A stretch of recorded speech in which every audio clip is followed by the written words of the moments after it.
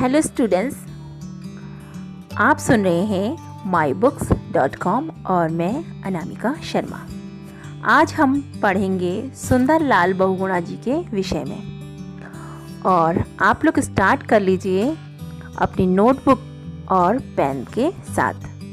तो जो भी इम्पोर्टेंट फैक्ट्स हैं उनको हम लिखते चलेंगे और समझते भी चलेंगे, जो कि आगामी परीक्षा दृष्टि के लिए अत्यंत महत्वपूर्ण है। तो स्टार्ट करते हैं। पर्यावरणविद सुंदर लाल बहुगुणा जी का जन्म 9 जनवरी 1927 को मरोड़ा गांव टिहरी गढ़वाल में उत्तराखंड में हुआ था। इनकी पत्नी बिमला बहुगुणा हैं। इन्होंने अपने जीवन में गांधीवादी सिद्धांतों को अपनाया। ये गांधी जी से काफ़ी प्रेरित थे और संपूर्ण जीवन गांधी जी के विचारों पर बिता रहे हैं। इनकी माता पूर्णा देवी तथा इनके पिता अंबादत्त बहुगुणा जी हैं। इन्होंने बीए तक की परीक्षा कंप्लीट की। उसके बाद इन्होंने एमए में भी प्रवेश लिया था, परंतु इन्होंने एग्ज़ाम नहीं दिया, तो इनकी शिक्षा मात्र बीए तक ही हो पाई।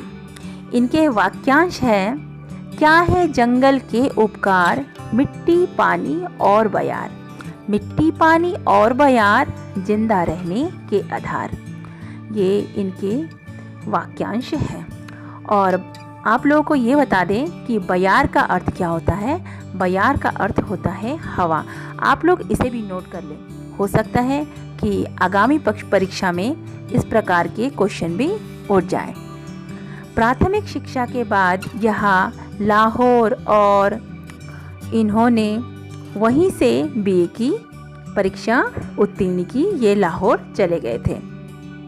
1941 में दलित वर्ग के विद्यार्थियों के उत्थान के लिए इन्होंने टिहरी में ठक्कर बप्पा हॉस्टल की स्थापना की। अपनी पत्नी बिमला नौटियाल के सहयोग से इन्होंने सलियारा, जो कि गढ़वाल में स्थित है, में पर्यावरण नवजीवन मंडल की स्थापना की। इनकी चिपको आंदोलन एवं पर्यावरण आंदोलन में महत्वपूर्ण भूमिका रही। आप लोगों को विदित होगा कि जो चिपको आंदोलन चला था, जिसकी शुरुआत गौरा देवी जी ने की थी, परंतु विश्व के सामने लाने का प्रमुख श्रेय जो है पर्यावरणविद सुंदरलाल बहुगुणा जी को जाता है।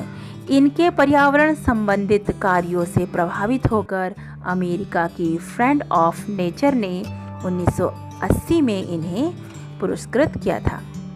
1981 में भारत सरकार ने इन्हें पद्मश्री पुरस्कार से सम्मानित किया, लेकिन इन्होंने उसे स्वीकार नहीं किया। इनका ये कहना था कि मैं अभी इस पुरस्कार को लेने के योग्य नहीं हूँ, मुझे और भी अनेक प्रकृति माता के लिए अपने कर्तव्यों को पूर्ण करना है, इसीलिए इन्होंने इस पुरस्कार को स्वीकार नहीं किया। 1984 में सिंधवी ट्रस्ट द्वारा राष्ट्रीय एकता पुरस्कार से इन्हें सम्मानित किया गया। सन 1985 में मुंबई की वृक्ष मित्र संस्था ने वृक्ष मानव पुरस्कार से भी इन्हें सम्मानित किया। इनके रचनात्मक कार्यों के लिए 1986 में इन्हें जमनालाल बजाज पुरस्कार से सम्मानित किया गया। चिपको आंदोलन हेतु 1987 में राइट लिवलीहुड पुरस्कार से भी इन्हें सम्मानित किया गया। 1987 में शेरे कश्मीर पुरस्कार से भी इनको नवाजा गया। आप लोग देख लीजिए, इन क्वेश्चनों को अच्छी तरीके से समझ लीजिए और उसको नोट करते चलिए। आपको ये फैक्ट्स जो भी इम्पोर्टेंट लगे हों उनको आप नोट डाउन अवश्य कर लीजिए। इसलिए मैं बार बार कहती रहती हूँ, ताकि आपके आगामी परीक्षा में कोई भी फैक्ट्स छूटे ना और अच्छी प्रकार से आप लोगों की तैयारियाँ होती रहें। और आप लोगों को मेरे द्वारा दी गई जानकारियाँ अगर अच्छी लग रही हैं तो आप मेरे चैनल को सब्सक्राइब अवश्य कर लें तथा बेल आइकन को अवश्य प्रेस करें।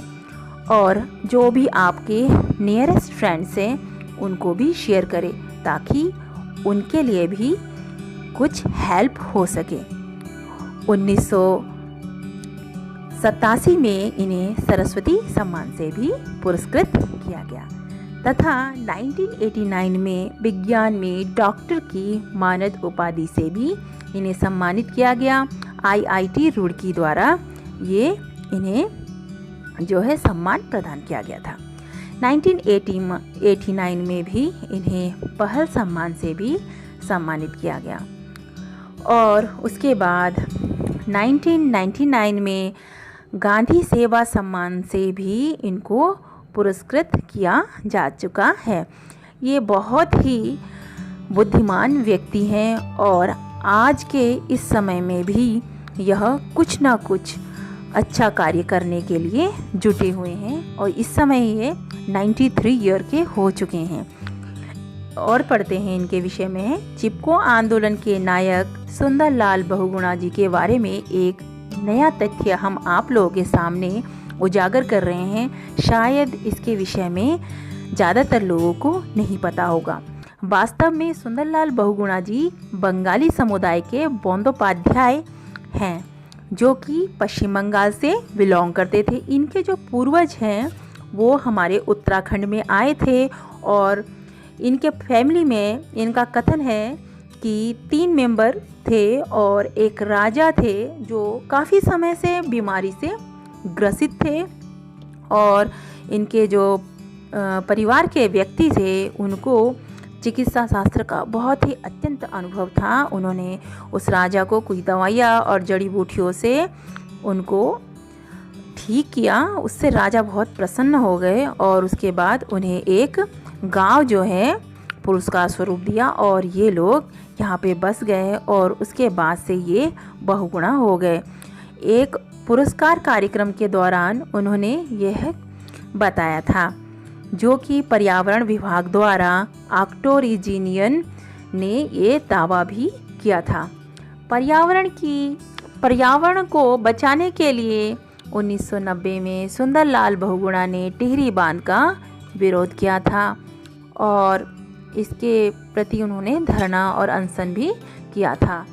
पर्यावरण के प्रति इनके समर्पण को देखते हुए इन्हें पर्यावरण गांधी की उपाधि प्रदान की गई थी। चिपको आंदोलन के बाद से यह विश्व भर में वृक्ष मित्र के नाम से भी प्रसिद्ध हैं और 2009 में इन्हें पद्म विभूषण से भी सम्मानित किया गया है। और आज के इस अंक को यहीं विराम देते हैं। मिलते हैं अगले अंक में। मुझे सुनने के लिए धन्यवाद।